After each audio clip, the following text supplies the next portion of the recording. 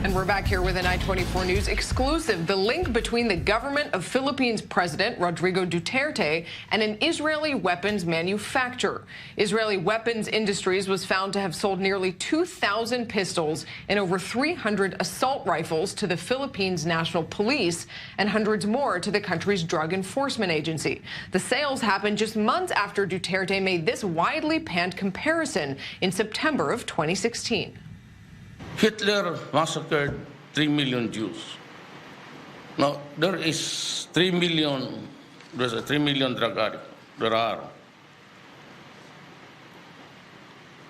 I'd be happy to slaughter them.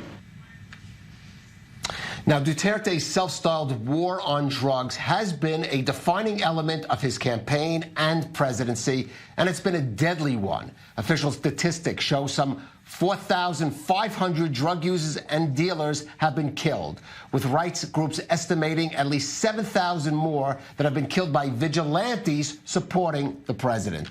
Well, for more on this story is our Jacob Atkins, who uncovered it. And Jacob, first start by telling us a little more about this Israeli company, Israel Weapons Industries, and have we had response for them? So Israel Weapons Industries basically grew out of the small arms division of a state-owned Israeli weapons manufacturer. In 2005, they were privatized and became IWI. I think most people would probably know them for making the Uzi submachine gun, which is very widely known and used around the world. In a video that I think we'll see on screen now, we can see that two people who are IWI employees, as far as evidence suggests, helping the then Chief of Police of the Philippines, Ronald De La Rosa, use the Negev submachine gun at a police event earlier this year. And in a photo I saw uploaded to the Facebook page of the Philippines police, we also saw those employees posing with a group of police making Duterte's signature hand gesture of an outstretched fist. The company declined to comment.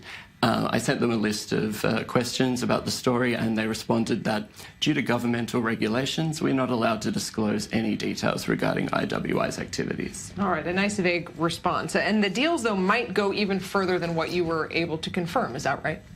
Yeah, so the event that we just saw part of on the screen was described by the police as an event to showcase the police's recent acquisitions, which included a table brimming with IWI's Negev assault rifles. And there's also been reports in local media of small batches of the Tavor assault rifle being given to police units in the Philippines. However, I was unable to locate evidence or find anyone who could confirm or provide more details about those sales. Some of them may have also taken place before Duterte came to power.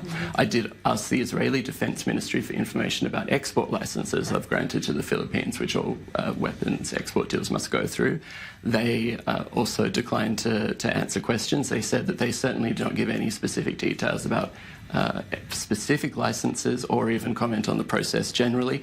They did say, though, that they take human rights situations in the destination countries into account when they go through the export licensing process. Well, let me pick up on that, Jacob, because Israel has been criticized for its arms sales in the past to repressive regimes. But let's put it in context. Are there other countries selling weapons now to the Philippines for this campaign?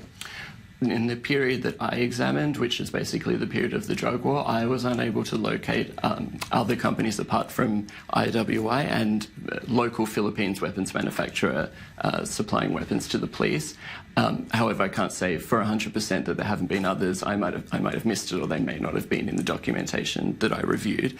Although it's worth noting that in 2016, the US State Department reportedly froze or spiked a deal to sell the police 26,000 assault rifles based on human rights concerns. That report made Duterte very angry. He called the US government monkeys and fools and said in the future he would look to Israel and South Korea for weapons purchases for the police. As he apparently has done. Jacob Atkins, thanks very much for that story. An i24 News exclusive.